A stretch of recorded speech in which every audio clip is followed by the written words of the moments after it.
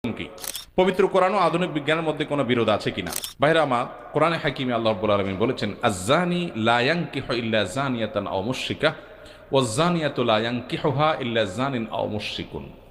অর্থাৎ ব্যভিচারী পুরুষ সে ব্যভিচারী নারী অথবা মুশরিক নারীকে বিয়ে করবে, আর ব্যভিচারী নারীকে ব্যভিচারী পুরুষ বা মুশরিক পুরুষ বিয়ে করবে।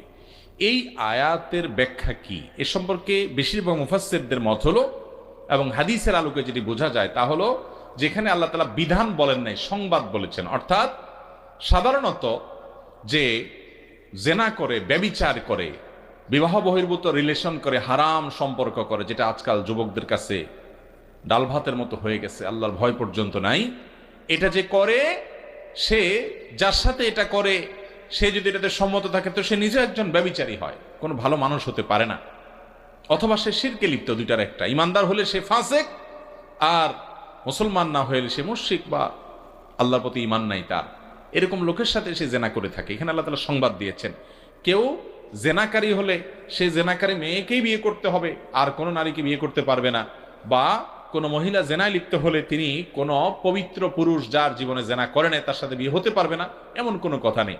অতএব যারা জেনা করেছেন, আল্লাহ তাআলার অবাধ্য হয়ে হারামে লিপ্ত হয়েছেন, তারা যদি বিবাহ বন্ধনে আবদ্ধ হয়ে যান এবং হারাম থেকে সরে আসেন, আলহামদুলিল্লাহ, ভালো কথা যে তারা হারাম থেকে হালালের পথে আসছেন। এখন তাদের কাজ হলো আগের কৃতকর্মের জন্য আল্লাহর কাছে মাপ চাওয়া, যে আল্লাহ, বিয়ের আগে আমরা যে জেনা করেছি আপনি সেটাকে মাফ করে দেন, আর জীবনে আমি পুরুষ হয়ে কোনো নারীর সাথে, নারী হয়ে কোনো পুরুষের সাথে কোনো হারাম সম্পর্ক করব না। ফেসবুকে, মেসেঞ্জারে কোনোভাবে কোনো প্রকার আমি হারাম রিলেশন এবং যোগাযোগ রাখবো না। আল্লাহর কাছে মাপ চাইবে আগের কর্মের জন্য। আর একসময় তারা জেনা করেছে, এখন বিয়ে করে ফেলেছে, আলহামদুলিল্লাহ, এখন তাদের পবিত্র জীবন শুরু হয়েছে এবং হক হালালি চলবে, পবিত্র জীবন যাপন করবে, চরিত্র হেফাজত করবে, এখন আর হারামে যাবে না। আগেরটার জন্য যদি মাপ চাবে যথেষ্ট, এটাতে কোনো অসুবিধা নাই। আর যদি তারা জেনা করার পর কোনো নারীকে বিয়ে করে, যে নারী পবিত্র, অর্থাৎ যার জেনার কোনো প্রমাণ নাই, তাহলে সেটাও জায়েজ আছে, কোনো অসুবিধা নাই। আমাদের অনেক ভাইরা আছেন, অনেক বোনরা আছেন, এখানে ভুল বোঝেন। তারা মনে করেন যে আমি যেহেতু নিজে জেনায় লিপ্ত হয়েছি, অনেক যুবক এরকম বলে, অনেক যুবতী এরকম বলে, যে সে নিজে যেহেতু খারাপ, এই জন্য সে মনে করে আমার সাথে যেটা আসছে আমার জীবনে এটাও বোধহয় এই দলেরই হবে। মনে মনে বউয়ের প্রতি খারাপ ধারণা করে, আছে না নাই? এটা ভুল কথা। আল্লাহর নবী লূত আলাইহিস সালাম আল্লাহর নবী ছিলেন, অথচ ওনার ঘরে যে স্ত্রী ছিল তিনি, তার চরিত্র ভালো ছিল না। তাহলে ভালো মানুষের ঘরে খারাপ মানুষ থাকে। আবার ফেরাউনের মতো খারাপ মানুষ, তার ঘরে আল্লাহ তাআলা আসিয়ার মতো নেক স্ত্রী দিচ্ছেন না, দেন নাই? অতএব আপনার নিজের চরিত্র খারাপ দেখে আপনার বউটার উপরে ধারণা করবেন যে আমি যেহেতু এই গ্রুপের, আমার কপালে তো ওইটাই পড়ার কথা না। হতে পারে আপনি খারাপ হওয়ার পরেও আল্লাহ তাআলা আপনাকে ভালো মানুষ দিয়েছেন, হতে পারে না?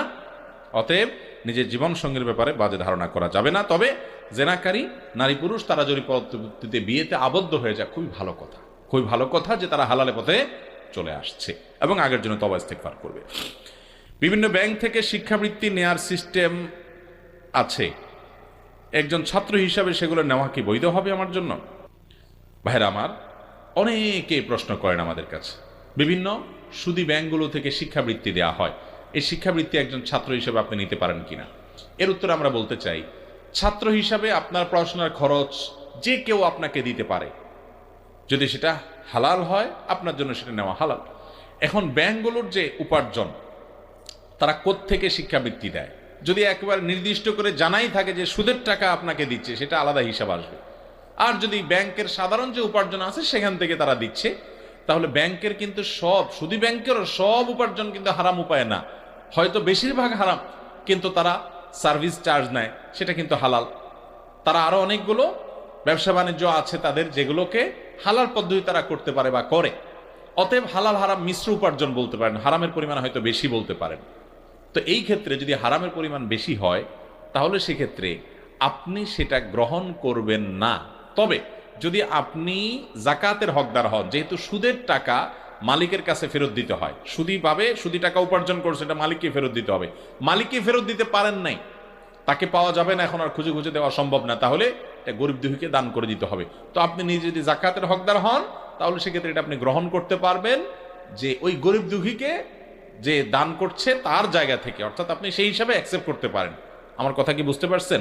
তাহলে সুদী ব্যাংক যদি কোনো শিক্ষাবৃত্তি দেয়, সচ্ছল পরিবারের সন্তানরা সেটা গ্রহণ করবেন না, কারণ সেখানে হালাল হারাম মিশ্র উপার্জন থাকলেও হারামের পরিমাণ বেশি। অতএব সচ্ছল পরিবারের সন্তান এটা নেবেন না। যদি জাকাতের হকদার কেউ হয়, তাহলে গরিব হিসাবে হারাম সম্পদ এটা গরিবদেরকে দান করে দিতে হয়, সেই জায়গা থেকে আপনি শিক্ষাবৃত্তি গ্রহণ করতে পারেন, আপনার জন্য হারাম হবে না। আল্লাহু আলাম। এরপর প্রশ্ন হলো, কবর স্থানের উপরে বাড়ি বানানো যাবে কিনা? না ভাই, কবরস্থানের উপরে বাড়ি নির্মাণ করা যাবে না।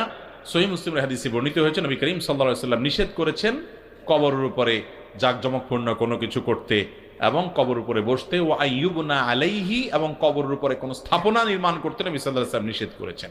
তাছাড়া আপনার এটা শিরকের দিকে মানুষকে নিয়ে যায়। একটা জায়গায় কবর ছিল, সেখানে যদি বাড়ি হয়, ওই বাড়িকে মানুষ শ্রদ্ধা করবে, যেটা এখানে অমুকের কবর। আস্তে আস্তে শ্রদ্ধা করতে করতে শিরকের দিকে যেতে পারে, এটি একটি বড় কারণ। তৃতীয়ত, নবী করিম সাল্লাল্লাহু আলাইহি ওয়াসাল্লাম কবরের উপরে অনেক উঁচা করে যে পাকা করা হয়, সুন্দর করে উঁচু করে, সেগুলোকে ভেঙে মাটির সাথে মিশিয়ে দিতে বলেছেন নবী করিম সাল্লাল্লাহু আলাইহি ওয়াসাল্লাম, আলীকে নির্দেশ করেছেন। তাহলে কবরের উপরে ঘরবাড়ি এভাবে নির্মাণ করা জায়েজ নয়। তবে যদি এমন হয় যে কোনো কবর কোনো কারণে এখানে রাস্তা করতেই হবে, বাড়ি করতেই হবে, এখন রাস্তা সম্প্রসারণ করতে হচ্ছে, না হলে মানুষের অসুবিধা হয়ে যাচ্ছে, তাহলে সেক্ষেত্রে কবরের যারা মারা গেছেন তাদের ওই ধ্বংসাবশেষ তুলে অন্য কোনো জায়গায়, অর্থাৎ অন্য একটা কবরস্থানে কবরে নিয়ে দাফন করবে, সেখানে সেটাকে মাঠে নিচে পুঁতে রেখে এখানে তারা স্থাপনা নির্মাণ করতে পারে। যদি একান্ত নিরুপায় হয়, তাহলে সেক্ষেত্রে এটা হতে পারে, বিশেষ করে যখন কারোর জমিনে আপনি দাফন করে ফেলছেন। যেমন এমন হতে পারে যে যার যেখানে দাফন করছেন অনেক দিন পরে দেখা গেল এই জমিনের অন্য দাবিদার আছে, এটা মালিক অন্যজন আছে, কিনেও নিতে পারতেছেন না, তাহলে সেক্ষেত্রে এখানে যাদের লাশ আছে তাদের ধ্বংসাবশেষ মাটির সাথে মিশে গেলে সেগুলাই আপনার একত্র করে নিয়ে কাফনে কাপড়ে মুড়িয়ে সেটা অন্য কোনো কবরে দাফন করে দিবেন। বুঝে আসছে কথা? অতএব একদম মাটির সাথে মিশে গেছে, কোনো প্রকার আপনার আলামত নাই, তাহলে সেক্ষেত্রে আপনার মানে কবরের কিছুই এখন আর নাই, এবং সেখানে আপনি নিরুপায় হয়েছে নির্মাণ করতে, তাহলে সেক্ষেত্রে শর্ত সাপেক্ষে নির্মাণ করতে পারেন। কিন্তু সাধারণ অবস্থাতে চাইলেন আর কবরস্থানের পরে আপনি বাড়ি বানানো শুরু করলেন, এটা জায়েজ নাই, নিষিদ্ধ। অনেক উলামা ইকরাম এটাকে হারাম পর্যন্ত বলেছেন, তবে বেশিরভাগ উলামা এটাকে মাকরু বলেছেন এবং নাজায়েজ বলেছেন, জায়েজ নাই। মসজিদে নির্ধারিত জামাতের পূর্বে কিছু লোক জামাত করে নামাজ পড়তে পারবে কিনা? মসজিদের জামাতের টাইম আছে আরো 15-20 মিনিট বা আধা ঘন্টা। এখন আপনি জরুরি কোনো কাজে চলে যাবেন, আপনার বাস বা ট্রেন ছেড়ে দিবে, আপনারা 2-4 জন একসাথে আছেন, আপনারা জামাত করলেন, এটা জায়েজ আছে। এটা মূল জামাতের উপরে কোনো প্রভাব ফেলে না যে আমরা চলে যাব এখন সফরে, বা আমাদের এই মুহূর্তে ডিউটিতে চলে যাব, তো 2-4 জন বা কয়েকজন আসি, এই কয়েকজন জামাতের সাথে পড়ে নামাজ পড়ে যাব। আমাদের দেশে অনেকে আছে একা একা নামাজ পড়ে। জামাত ভাই, জামাতে পড়তে পারছেন না, আপনি একা একা পড়বেন না, কারণ সলাতুল জামাআতে তাফদুলু সলাতুল ফজর বি 27 দারাজা হাদিসে আসছে, একা নামাজ পড়ার চাইতে জামাতে নামাজ পড়লে 27 গুণ বেশি সওয়াব হয়। কিভাবে আপনি সেটা ছাড়তে পারেন? অনেকে আছে অবহেলা করে, খেয়াল করে না। নামাজ পড়তে গিয়ে এক সূরা থেকে অন্য সূরা চলে গেলে সাউ সিজদা দিতে হবে কি?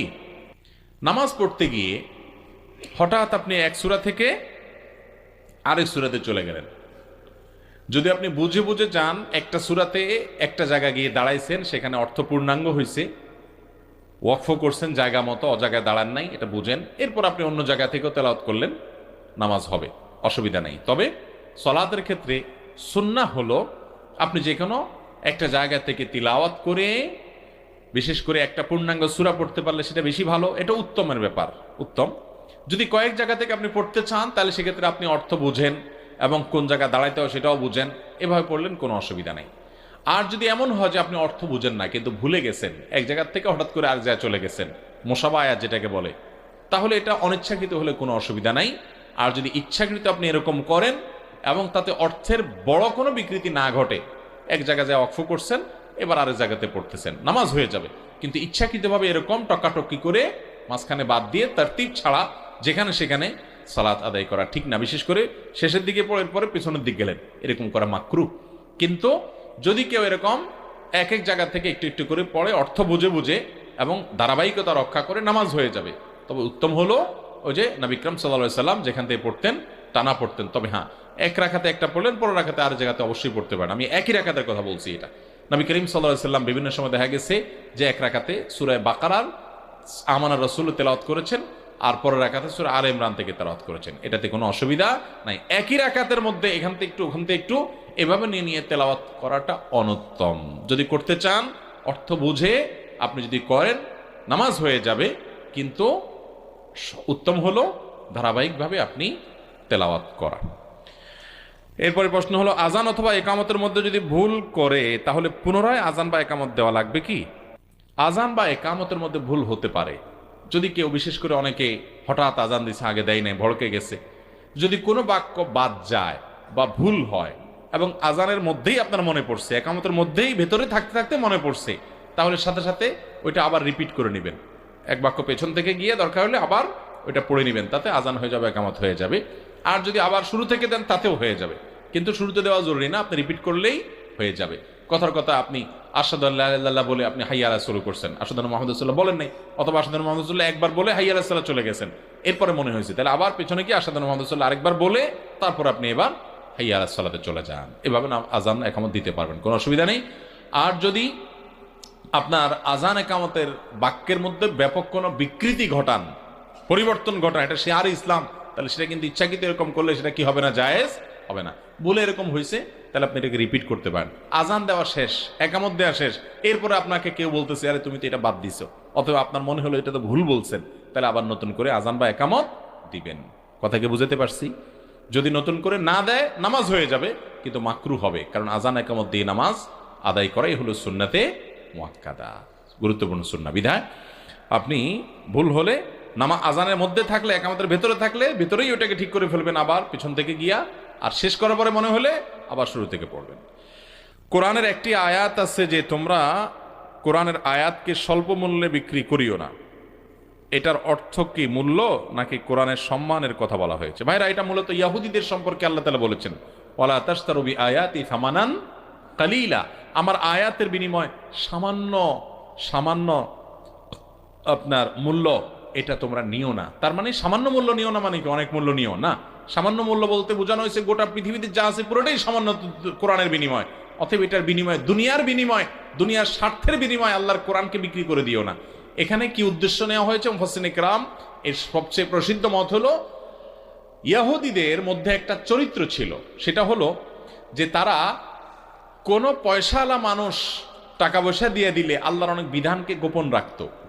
একজন পয়সাওয়ালা একটা অন্যায় করেছে, তার উপর আল্লাহর একটা দণ্ডবিধি আপনার আরোপ হয়, সে পয়সা কড়ি খায়া তারা চুপচাপ থাকতো, তাদের আলেমরা কিছু বলতো না। কিন্তু একই কাজ একজন গরিব মানুষ করছে, পয়সা দিতে পারে না, তার ব্যাপারে আল্লাহর ওই নির্দেশ ঠিকই বাস্তবায়ন করত। তাহলে আল্লাহর আয়াতকে তারা গোপন করত বিভিন্ন জায়গায়, সেজন্য আল্লাহ বলেছেন, ওইটা বুঝাইছেন যে তোমরা এর বিনিময়ে এটা বিক্রি করো না।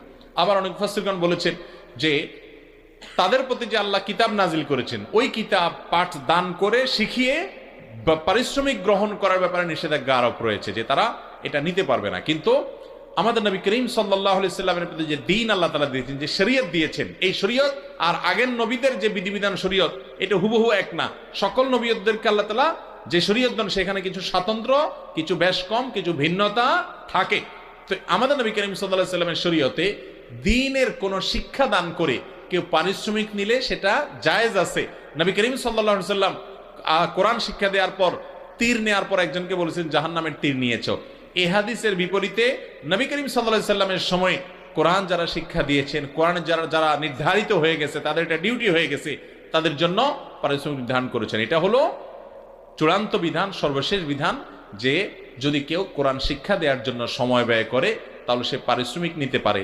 এই ব্যাপারে সারা বিশ্বের কোনো মাযহাবের বাইরে যারা আছেন, কোনো আলেমের কোনো দ্বিমত নাই যে আজান, ইমামত, কোরআন শিক্ষা এবং দ্বীনি শিক্ষা দান করা, এগুলোর বিনিময় গ্রহণ করা যায় যাচ্ছে। কারণ এগুলোর জন্য কিছু মানুষ নিজেকে অবসর করে না রাখলে এই কাজগুলো সঠিকভাবে আদায় করা সম্ভব হয় না। তার যে জীবন ধারণের জন্য পারিশ্রমিক নেওয়া জায়েজ আছে। আবু বকর রাদিয়াল্লাহু তাআলা যখন খলিফা হন, তখন উনি তো আল্লাহর দ্বীনের দায়িত্ব হিসাবে ইসলামী রাষ্ট্র পরিচালনা করেন। তিনি দায়িত্ব পাইলেন মদিনা রাষ্ট্রের নবী সাল্লাল্লাহু আলাইহি ওয়াসাল্লাম ওয়াফাতের পর।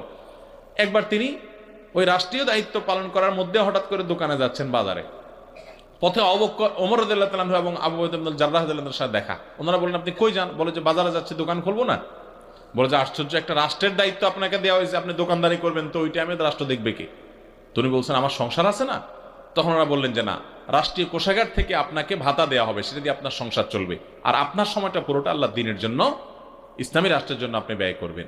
তখন তারা ভাতা নির্ধারণ করে দিলেন এবং তিনি পুরো দায়িত্ব পালন করলেন। সকল সাহাবা একরাম এটি মেনেছে। অতএব রাসূল আকরাম সাল্লাল্লাহু আলাইহি সাল্লাম থেকেই, খোলাফায়ে রাশিদিন থেকেই দিনের মৌলিক কাজে যে কয়েকটা কাজ আছে, নির্দিষ্ট কয়েকটা, এগুলোর করে যদি কেউ পারিশ্রমিক গ্রহণ করে তো সেটা নাজায়েজ বা হারাম নয়।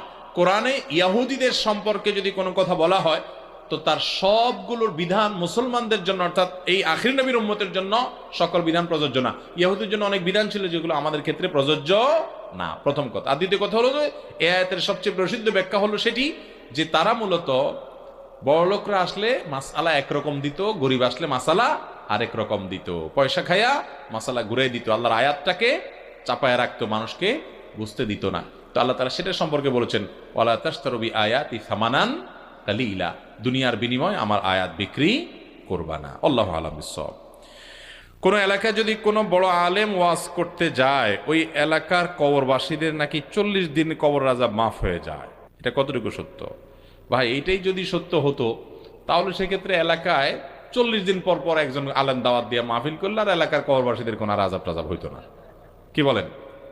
তাহলে বুদ্ধি করলে তো এলাকায় কবরবাসীরা সব শান্তিতে থাকতো, আর আযাব টাজাব হইতো না। তাহলে তো সবাই চালাকি করতে পারতো যে ঠিক আছে, এক হুজুর আনলাম, ওয়াজ করাইলাম, ঠিক 40 দিনের মাথায় আরেকজন হুজুর আনলাম, এভাবে সারা বছর ঘুরে ঘুরে কিছু হুজুর আনলাম, কবর আযাবের কাহিনী কত।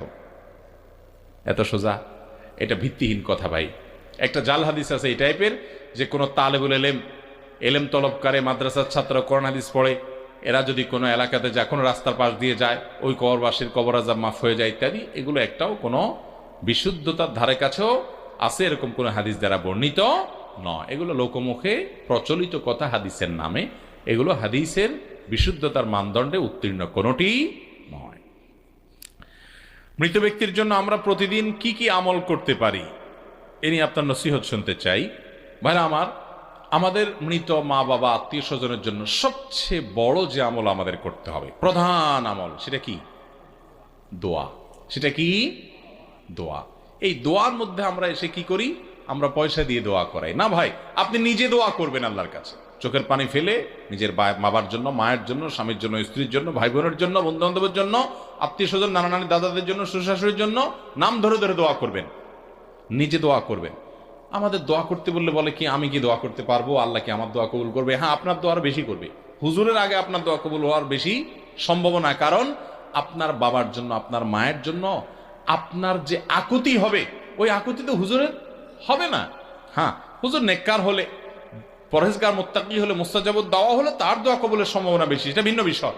কিন্তু মনে রাখবেন, আল্লাহ রাব্বুল আলামিন বান্দার কলব দেখে তার দোয়া কবুল করেন। বিশেষ করে দোয়া কবুলের মৌলিক শর্ত হালাল উপার্জন ঠিক থাকলে তার অন্তর যখন খুব বেশি মনোযোগ সহকারে দোয়া করে, ওই দোয়া কবুলের সম্ভাবনা অনেক বেশি থাকে। তো ওইটা তো আপনার হবে, আরেকজনটা দিয়ে হবে না। হ্যাঁ, আপনি হুজুরদের কাছে দোয়া অবশ্যই চাইবেন, আলেমদের কাছে, সবার কাছে দোয়া চাইবেন, কিন্তু আপনি নিজে বেশি বেশি করবেন। আর মুর্দার জন্য টাকা দিয়ে কোনো দোয়া করাবেন না, লাভ হবে না। যে টাকা নিবে সেও হারাম খাবে, আপনি দিলেও হারাম হবে। কথা কি বুঝাতে পারছি? মরা মানুষের জন্য টাকা দিয়ে দোয়া করানোর সিস্টেম আছে আপনাদের এলাকায়? না জায়েজ এবং গুনাহের কথা, জায়েজ নাই। দুনিয়াবি বিষয়ে হলে সেটা জায়েজ হতে পারে, কিন্তু আখিরাতের বিষয়টা, মানুষ মারা গেছে, মরা মানুষের জন্য দোয়া কেন্দ্রিক কোনো বিনিময় দেওয়া নেওয়া জায়েজ নাই। এখানে আপনি এমনি একজন আলেমকে দান করবেন দোয়া টোয়া ছাড়া, এমনি যে আমি এটা আমার মায়ের মাগফিরাতের জন্য, আমার দাদার তরফ থেকে ইসারা সবের জন্য দিলাম, সেটার ভিন্ন কথা। কিন্তু হুজুর দোয়া করেন তারপরে টাকা দিলাম, এটা উচিত না। আমাদের দেশে সব জায়গায় আমরা স্বার্থ ছাড়া কিচ্ছু বুঝি না। হুজুরের ডাইকে একবেলা ভাত খাওয়াইছে, ভাত খাওয়া বলে হুজুর এবার একটা হাত তুলে দেন, মানে আমার ভাত আপনার পেটে ঢুকছে, এখন আপনি কি করেন? দোয়া করেন। আরে বাবা, আপনি যখন খাওয়াইছেন একবেলা, ভালো মন্দ খাওয়াইছেন, খুশির চোটে তো এমনি দোয়া আসবে, আপনি আবার হাত তুলতে বলেন কেন? তার মানে পারিশ্রমিক নিচ্ছেন। আপনি খাওয়াইছেন কিসের জন্য? আল্লাহর খুশির জন্য, আল্লাহর সওয়াব দেওয়ার জন্য। আপনি তার কাছ থেকে বিনিময় আশা করছেন কেন? তার কাছ থেকে কোনো কিছু আশা করেন না, সেভাবে আপনি করতে পারেন। অতএব মুর্দার জন্য প্রথম কাজ হলো দোয়া করা। নাম্বার 2, মুর্দার তরফ থেকে দান করবেন, বিশেষ করে সাদকায়ে জারিয়া। মসজিদ মাদ্রাসাতে দিলেন, গাছ লাগাই দিলেন, কোন একটা গরিবকে একটা স্থায়ী কিছু কিনে দিলেন, একজনকে একটা রিক্সা কিনে দিলেন, ভ্যান কিনে দিলেন, একটা টিউবওয়েল করে দিলেন, এবং একটা নিয়ত করবেন আল্লাহ এটার সব আমি চাই না, আমার বাবার জন্য, মায়ের জন্য এবং মুর্দার জন্য চাই। স্থায়ী সাদকা যেটাকে বলে, সাদকা জারিয়া। 2, 3 নম্বর হলো মুর্দার তরফ থেকে তৌফিক থাকলে হজ বা উমরা করবেন। আর যদি সে তৌফিক না থাকে তাহলে 4 নম্বর আমল করতে পারেন, মুর্দার তরফ থেকে রোজা রাখলে সেটা মুর্দার উপকারে আসে, হাদিস দ্বারা প্রমাণিত। এবং কোরআন তেলাওয়াত করলে যে আল্লাহ এই তেলাওয়াতের যে সওয়াবটুকু এটা আমি মুর্দাকে দিতে চাই, সেটাও ওলামায়ে কেরাম অনেকের মতেই মুর্দার জন্য উপকারী হবে, এটা নিয়ে কেউ কেউ ভিন্ন মত পোষণ করেছেন। তাহলে এই কাজগুলো আমরা মুর্দার তরফ থেকে করতে পারি। সেই সাথে নিজের বাবা মা যদি হয়, ভালো করে শুনে রাখেন, সহিহ মুসলিমের হাদিসে আসছে নবী করিম সাল্লাল্লাহু আলাইহি ওয়াসাল্লাম বলেছেন, ইন্না মিন আবাররিল বিররি সালাতুর রাজুলি আহলা উদ্দি আবিহি। কোন ব্যক্তি তার বাবা দুনিয়া থেকে চলে গেছে, একই কথা মায়ের জন্য প্রযোজ্য। তার যাওয়ার পর, মারা যাওয়ার পরে বাপ মার প্রতি সদাচরণ কেমনে করবেন? সদাচরণের অংশ হিসেবে তারা দুনিয়াতে যাদের সাথে চলতেন, আপনার বাপ যে সমস্ত লোকগুলোকে আদর করতেন, স্নেহ করতেন, আপনার বোনদেরকে, ভাইদেরকে, নাতি নাতনিদেরকে, অথবা আপনার বাবার বন্ধু বান্ধবদেরকে, তিনি যাদেরকে খুব স্নেহ ভালোবাসা দিতেন, আপনি তাদেরকে স্নেহ ভালোবাসা দিবেন। আপনার মা যাদের সাথে উঠা বসা করতেন, তাদের প্রতি আপনার শ্রদ্ধা থাকবে, আন্তরিকতা থাকবে, মায়ের মতো সম্মান দেখাবেন। এটা হলো বাবা মার মৃত্যুর পর তাদের প্রতি কি করা? সদাচরণ করা। আমরা অনেক ছেলে মেয়েরা এটা জানি না। তাহলে আমাদের মৃত আত্মীয় স্বজনের তরফ থেকে, বিশেষ করে মা বাবার তরফ থেকে আমাদের এই কাজগুলো করতে হবে। এরপরে প্রশ্ন হলো, জনৈক আলেম বলেছেন কাবাঘর নাকি হিন্দুদের টাকায় নির্মিত। নাউজুবিল্লাহ, এটা কোনো আলেম বলতে পারে? কাবাঘর হিন্দুদের টাকায় নির্মিত হবে কেন? হয়তো উনি নবী করিম সাল্লাল্লাহু আলাইহি সাল্লামের দাদা আব্দুল মুত্তালিবের নেতৃত্বে, কুরাইশের নেতৃত্বে, কুরাইশের উদ্যোগে যে মসজিদ কাবা ঘরের পুনর্নির্মাণ হয়েছে ওইটার দিকে ইঙ্গিত করছেন কিনা। তো সেটা তো হিন্দু না, তারা মুশরিক ছিলেন এবং তাদের মধ্যে বিভিন্ন চিন্তার মানুষ ছিল। ওইটা গোত্র কেন্দ্রিক করেছে, কুরাইশ গোত্র করেছে। কুরাইশ গোত্রের মধ্যে তো নবী সাল্লাল্লাহু আলাইহি সাল্লাম নিজেও ছিলেন, এবং ওইবার যে নির্মাণ হয়েছে ওই নির্মাণে তো নবী করিম সাল্লাল্লাহু আলাইহি সাল্লাম অংশগ্রহণ করেছেন। নাউজুবিল্লাহ, হিন্দুরা নির্মাণ করেছে এইভাবে বলা কিভাবে ঠিক হতে পারে? আমাদের নবী করিম সাল্লাল্লাহু আলাইহি সাল্লাম তিনি ওই নির্মাণে অংশগ্রহণ করেছেন। কিভাবে? কারণ কাবা যখন, এটা নির্মাণ ইতিহাসটা আমরা একেবারে সংক্ষেপে, মানে এক দুই কথা বলি, ইতিহাস তো বলার সুযোগ নেই। ইব্রাহিম আলাইহিসসালাম এই কাবা যখন নির্মাণ করেন আল্লাহর নির্দেশে, তার ছেলে ইসমাইল ইসলামকে সাথে রেখে, দীর্ঘকাল পর এটা পুরান হয়ে গেছে। এটা বিভিন্ন সময় সময় কি হয়েছে? পুনর্নির্মাণ হয়েছে। কারণ প্রায় ৪৫০০ বছর আগের একটা দেয়াল, সেখানে ইবাদত বন্দেগী হচ্ছে, মানুষ ঢুকতেছে, বাইর হচ্ছে, অর্থাৎ ইউজ হচ্ছে। তো ৪৫০০ বছর ধরে তো এটা টিকে না। তাছাড়া সেখানে ঝড়, জলোচ্ছ্বাস, বিভিন্ন রকমের আপনার দুর্যোগ ইত্যাদি হয়েছে। তো বিভিন্ন সময় ক্ষতি সাধন হয়েছে। এজন্য এটা সংস্কার এবং পুনর্নির্মাণ হতে রয়েছে। তবে যেই ভিত্তির উপরে ইব্রাহিম আসলাম নির্মাণ করেছেন ওইটার উপরেই এখনো পর্যন্ত, ওইটার উপরেই আছে। ওটার এদিক সেদিক এক চুল পরিমাণ হয় নাই। এরপরে সমস্ত ইতিহাসবিদরাই একমত যে ওইটাই আছে, শুধু ওইটার উপরে সংস্কার কাজটা বিভিন্ন সময় সময় হয়েছে। তো এরই অংশ হিসাবে নবী করিম সাল্লাল্লাহু আলাইহি সাল্লাম যখন মক্কাতে ছিলেন, তখন তিনি তার আপনার সময় তার দাদা আব্দুল মুত্তালিব এবং কুরাইশ নেতৃবৃন্দ উদ্যোগ নিলেন যে কাবার ঘরের ওয়ালটা বেশ পুরাতন হয়ে গেছে, নানা রকমের আপনার দুর্ঘটনার মুখোমুখি হতে হয় এটা পূরণ হয়ে যাওয়ার কারণে। তখন তারা চিন্তা করেন এটা পুনর্নির্মাণ করবো। লম্বা ইতিহাস। পুনর্নির্মাণ করতে গিয়ে তারা আবার ভয় পাইছে যে আল্লাহর ঘর নির্মাণ করতে হলে পুনরায় আগে তো ভাঙতে হবে, তো বাইতুল্লাহ কাবা শরীফ ভেঙে আবার কোন বিপদে পড়ি, কেউ ভয়ে ভাঙে না। তখন একজন বলল যে না, আমরা তো ভালো উদ্দেশ্যে ভাঙতেছি আরো ভালো করে করার জন্য, আমাদের উদ্দেশ্য তো খারাপ না, আল্লাহ আমাদেরকে আযাব দিবেন না। তখন সে অল্প একটুক ভাঙছে, ভেঙে রাত্রে ছাড়ছে, সবাই অপেক্ষা করছে এর উপরে কোনো আযাব আসে কিনা, দেখে না আসে নাই। তখন এবার হিম্মত করে সবাই এটাকে ভেঙে পুনর্নির্মাণ করছে। এবং তারা বলছিল যে আমরা হালাল টাকা ছাড়া নেব না। আজকাল যারা ওয়াজ মাহফিল, মসজিদ, মাদ্রাসা, হালাল হারাম বাজ বিচার না, শুধু জাকজমকের চিন্তা করি আমরা, আমাদের জন্য শিক্ষা আছে। আপনারা যারা মক্কা গেছেন, আল্লাহ তৌফিক দিছে, কিংবা ভিডিওতে দেখবেন কালো গেলাপে মোড়ানো কাবা ঘর বাইতুল্লাহ, এই মসজিদটার পাশে, মানে এক পাশে দেখবেন যে ওয়াল পরিমাণ একটা রাউন্ড দেওয়া ওয়াল আছে, দেখছেন নি? বুক পরিমাণ রাউন্ড একটা ওয়াল আছে না, এটাকে বলা হয় হাতিমে কাবা। এটা কিন্তু কাবার ভিতরের অংশ ছিল। ইব্রাহিম ইসলাম যে কাবা বানাইছেন এই পুরোটা সহ ছিল, কিন্তু তারা বলছেন তখন কুরাইশরা বলছে যে আমরা এটা যে নির্মাণ করব, এখানে হালাল টাকা ছাড়া কোনো হারাম টাকা নেব না। তো হালাল টাকা তো সবসময় কম থাকে, এই জন্য ওই টাকাটা তারা, ওই জায়গাটা তারা মসজিদের মধ্যে ঢুকাতে পারে না, ওটাকে বারান্দার মতো করে ওয়াল দিয়া ঘেরাও করে রাখছে, মসজিদে ঢুকাতে পারে না। আজও পর্যন্ত সেভাবেই রেখে দেওয়া হয়েছে, আমরা যেন শিক্ষা গ্রহণ করতে পারি। যাই হোক, তো এই নির্মাণে একবার তাদের মধ্যে গন্ডগোল দেখা দিল। ঠিক আছে, সবাই মিলে নির্মাণ করলাম, হালাল টাকা দিয়ে সবই ঠিক আছে, কিন্তু হাজর আসাদ পাথর এটা কে রাখবে জায়গা মতো? এটা রাখবে যে তার তো একটা মর্যাদা হবে, ইতিহাসে তার নাম স্বর্ণাক্ষরে লেখা থাকবে, কে সেই লোক? এটা নিয়ে গন্ডগোল হয়েছে, আমরা রাখবো, গন্ডগোল ফাসাদ, কেউ কারোর কথা মানে না। তখন আমাদের নবী করিম সাল্লাল্লাহু আলাইহি সাল্লাম, আল্লাহ তাআলা তাকে দিয়ে ফয়সালা দিলেন। তিনি বললেন যে তোমরা একটা কাজ করো, একটা চাদর নাও, এবং যারা যারা ক্যান্ডিডেট আছো যে আমরা রাখতে চাই, তারা সবাই ওই চাদরের চারপাশে এক এক কোণা করে একটু একটু করে ধরো, মাঝখানে পাথরটা রেখে তোমরা উঠায় ধরো। তাহলে এটা রাখার ক্ষেত্রে তোমরা সবাই অংশগ্রহণ করলা। এরপরে নবী করিম সাল্লাল্লাহু আলাইহি ওয়াসাল্লাম সেটা রাখার সিদ্ধান্ত তাদেরকে দিলেন, অর্থাৎ সবাইকে অংশগ্রহণ করালেন। তাহলে এই কাবাঘর নির্মাণে নবী করিম সাল্লাল্লাহু আলাইহি ওয়াসাল্লামের অংশগ্রহণ আছে। সেখানে এটাকে কিভাবে হিন্দুদের নির্মাণ বলা যেতে পারে? তাছাড়া মুশরিক মানেই হিন্দু নয়, মুশরিক মানেই হিন্দু নয়।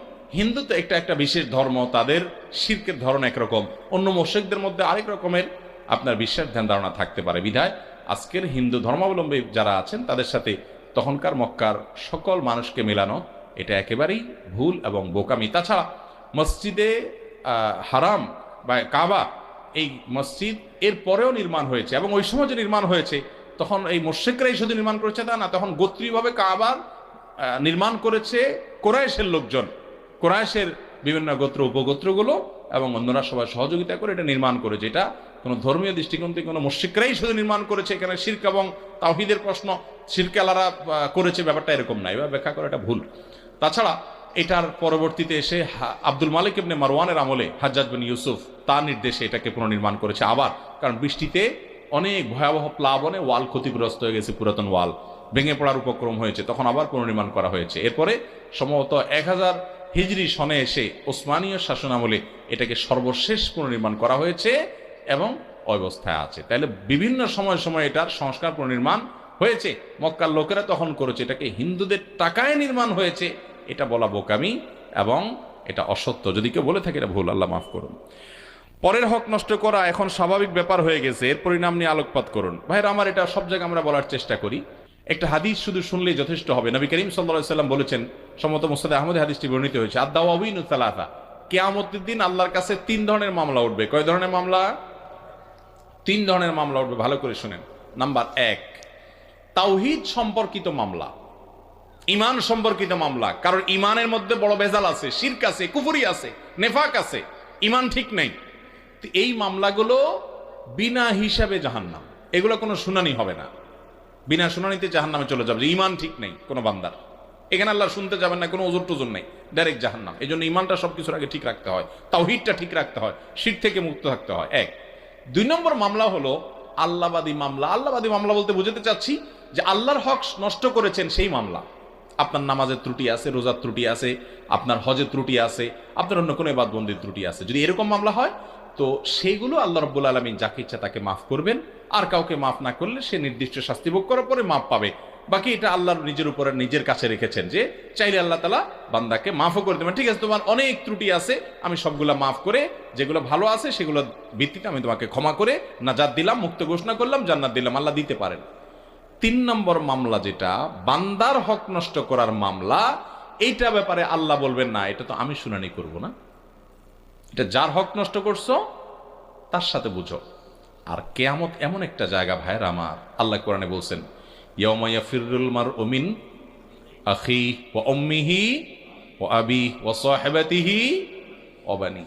সেদিন মানুষ তার বাবা দেখে সন্তান পলায়ন করবে, মাকে দেখে সন্তান, মা সন্তান দেখে পলায়ন করবে, স্বামী স্ত্রী দেখে পলায়ন করবে, একজন আরেকজনকে দেখে পলায়ন করবে। কারণ কে জানি দুনিয়ার সম্পর্ক ভিত্তিতে আজকে ধরে কিনা যে তুমি আমাকে সব দাও, আমি আটকা পড়ে গেছি, কেউ কাউকে দিতে চাইবে না, ইয়া নফসি ইয়া নফসি করবে, লিকুল্লি ইমরিইন মিনহুম ইয়াওমাইযিন শাআনুন ইউগনি, প্রত্যেকে যার নিজেকে নিয়ে ব্যস্ত থাকবে, সেদিন কেউ কাউকে ছাড়বে না। একটা রিকশাওয়ালা বেচারা গরিব মানুষ, গায়ের জোরে 2-3 বন্ধু ছিলেন, কথা একটার থেকে 2টা বলে ফেলছে, যা দিলাম না তোর ভাড়া কি করবি, বেচারা ফেল করে চেয়ে রয়েছে, চলে গেছেন, কিচ্ছু বলে নাই। সেদিন হাজির হয়ে যাবে, একজনও মিস হবে না। কোথায় কোন জেলায় করেছেন সব হাজির হয়ে যাবে। কোন বাসের কন্ট্রাক্টরকে ধরে ধমক দিয়েছেন, গালি দিয়েছেন, ধাক্কা দিয়েছেন, বেচারা কিছু করতে পারে নাই। আপনারা 4-5 যুবক কলেজে পড়েন, গায়ের জোর আছে, ধমক দিয়েছেন, চেয়ে চেয়ে চলে গেছে, কিছু বলতে পারে নাই। কিয়ামতের ময়দানে তাকায় দেখবেন সব হাজির হয়ে গেছে, একজনও বাদ নেই। নবী করিম সাল্লাল্লাহু আলাইহি সাল্লাম এই হাদিসে বলেছেন, ওই মামলা আল্লাহ মাফ করবেন না, বলবেন যে ওই বান্দা যদি মাফ করে মাফ করবে, কিন্তু সেদিন কেউ কাউকে কেউ মাফ করবে না, কেউ মাফ করবে না। এই জন্য নবী করিম সাল্লাল্লাহু আলাইহি সাল্লাম বলেছেন, ওই দিন আসার আগে একে অন্যের কাছ থেকে পাওনা দেনাগুলো চুকায় নাও, মাপটাপ চেয়ে নাও, যেদিন আর কোনো কিছুতে কাজে আসবে না, কেউ কাউকে ছাড় দিবে না। একটা গালি দিয়েছেন অন্যায় ভাবে, নবী সাল্লাল্লাহু আলাইহি সাল্লাম বলেছেন তাড়াতাড়ি এখনই মাপ চেয়ে নেন, দেরি করেন না। যদি সে আগে মরে যায় মাপ চাওয়ার সুযোগ শেষ হয়ে যায়, বা একসময় দুইজন দুদিকে চলে যান, আর চেনা দেখা সাক্ষাৎ না হয়, এটা আপনি ভুলে যেতে পারেন, আল্লাহ ভুলবেন না। কিয়ামতের ময়দানে সবাই দাঁড়াবে, একটা একটা করে বিচার হবে। এই জন্য নবী করিম সাল্লাল্লাহু আলাইহি ওয়াসাল্লাম বলেছেন, আতাদরুনা মানিল মুফলিস, আচ্ছা তোমরা কি জানো সবচেয়ে বড় ভিখারি কে, অভাবী কে? সাহাবীরা বলছে, ইয়া রাসূলুল্লাহ, আল মুফলিসু ফীনা মান লা দিনারা ওয়া লা দিরহাম, যার টাকা পয়সা নাই সেই তো গরিব অভাবী, আমরা জানি। নবী সাল্লাল্লাহু আলাইহি ওয়াসাল্লাম বলছেন, না, আমি সেটা বলছি না। শুনো, এই লোক তো গরিব, ঠিক আছে, এটা আসল গরিব না। আসল গরিবের সাথে পরিচয় করে দিই, শুনে যাও। আসল ভিখারি কে? দুনিয়াতে অনেক রাত জেগে ওয়াজ শুনছে, ওয়াজ করছে, তেলাওয়াত করছে, নামাজ পড়ছে, তাহাজ্জুদ পড়ছে, শীতের মধ্যে ফজর নামাজ পড়ছে, দান সাদেকা করছে, অনেক নেক আমল করছে, উমরা করছে, হজ করছে, তাসবিহ তাহলিল করছে, চোখের পানি ফেলছে, আমল অনেক করছে, মাশাআল্লাহ। এগুলো নিয়ে কিয়ামতের ময়দানে আসছে যে এত আমল নিয়ে আসছে, এখন তো জান্নাতে যাবই।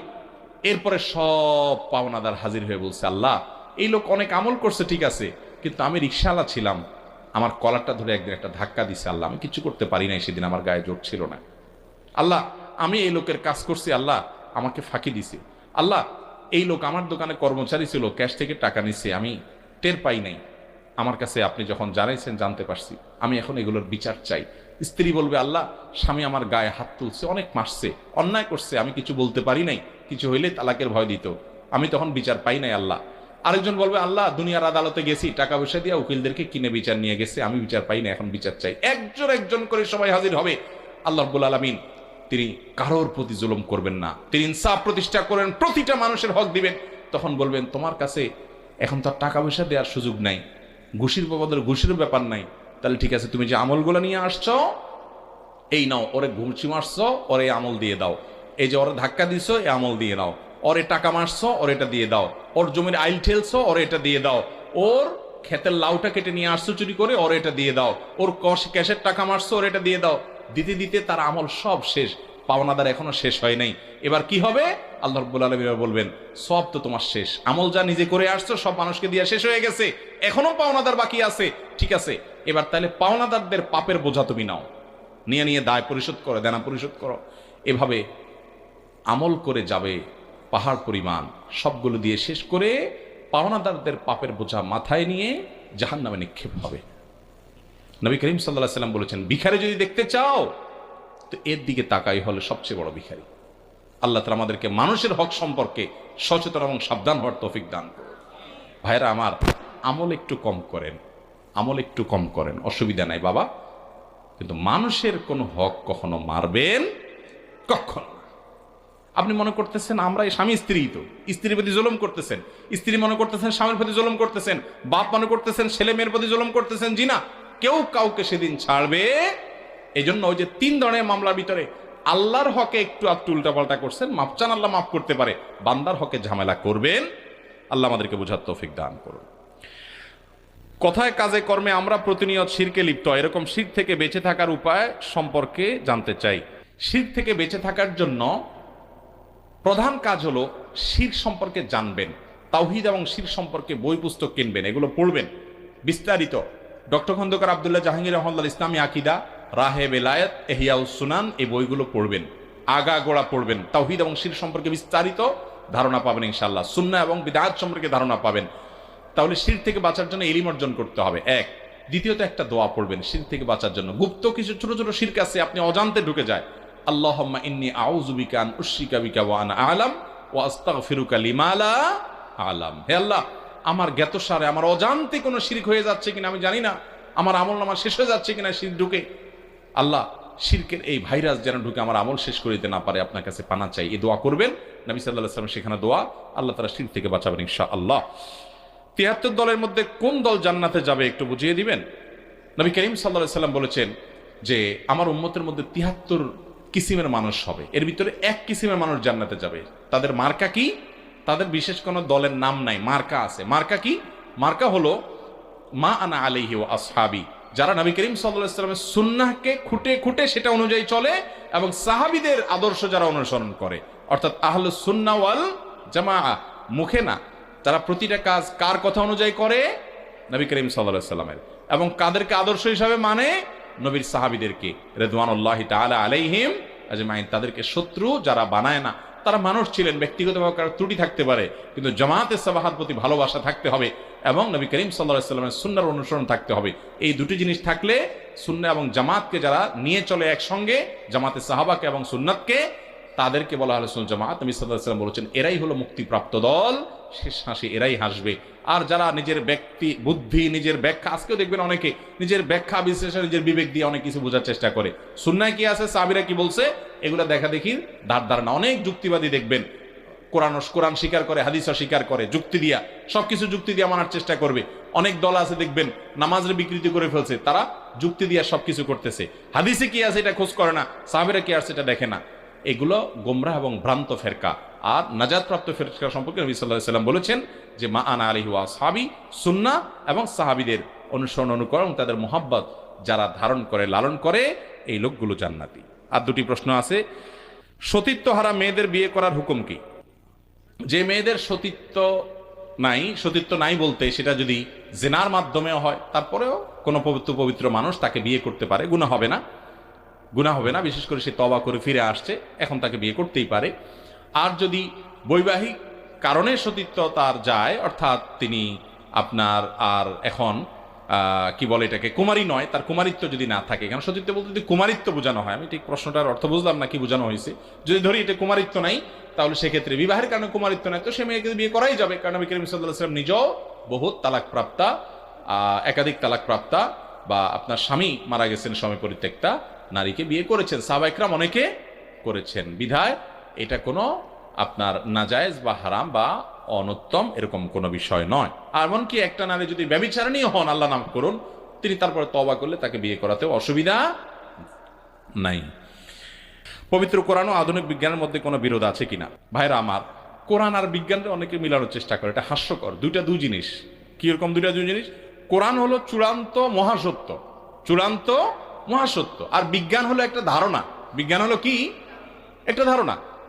কোন বিজ্ঞানী কোন একটা বিষয় তার একটা ধারণা এস্টাবলিশ করেছেন, পরবর্তীতে আরেক বিজ্ঞানী বা ওই বিজ্ঞানী দেখা গেল কিছুদিন পরে মনে হলো না, ভিন্ন কোনো ধারণা তার কাছে হলো।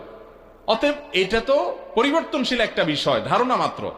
আর কোরআন হলো মহাসত্য। যদি বিজ্ঞানের কোনো থিওরি কোরআনের সাথে সাংঘর্ষিক হয়, তাহলে এই বিজ্ঞান একদিন হয় কোরআনের সত্য এটাকে উদ্ঘাটন করতে সক্ষম হবে, আর যদি না হয় তাহলে সেটা মানুষের বা বিজ্ঞান নিয়ে যারা গবেষণা করে তাদের গবেষণার ত্রুটি, ঘাটতি। আল্লাহর কোরআন এটাকে বিজ্ঞান দিয়ে মাপতে যাবেন না, এটা মাপামাপি জিনিস না, এটা মহাসত্য। বহু জিনিস কোরআনে বলেছে। আচ্ছা একটা জিনিস বলেন তো, 1450 বছর আগে যখন কোরআন নাজিল হয়েছে, এই কোরআনে যে বলা হয়েছে বান্দার সমস্ত আমল লিপিবদ্ধ করা হয়, আল্লাহ তাআলা সব হাজির করবেন কিয়ামতের ময়দানে, তখন অডিও, ভিডিও, টেলিভিশন কিছুই ছিল না। মানুষ বুঝতে পারছে তখনকার মানুষ তো অস্বীকার করার কথা যে আরে অবৈজ্ঞানিক। কিন্তু একসময় বিজ্ঞান এমন আবিষ্কার করছে, তখন এগুলো যে সম্ভব, বরং মহাসম্ভব, সেটা বোঝা যাচ্ছে কি যাচ্ছে না বলেন? এরকম বহু জিনিস আছে, একটা না, শত বিষয় আছে। এই জন্য আপনার বিজ্ঞান এবং কোরআনকে পাশাপাশি দেখে অনেক বই রচিত হয়েছে, এবং অনেক থিওরি কোরআন দিয়েছে শত বছর আগে, বিজ্ঞান সেটা কয়েকশো বছর পরে বুঝেছে বা বিজ্ঞান সেটা আবিষ্কার করেছে, কোরআনের সাথে মিলছে। যেগুলো মিলে নাই সেগুলা বিজ্ঞানের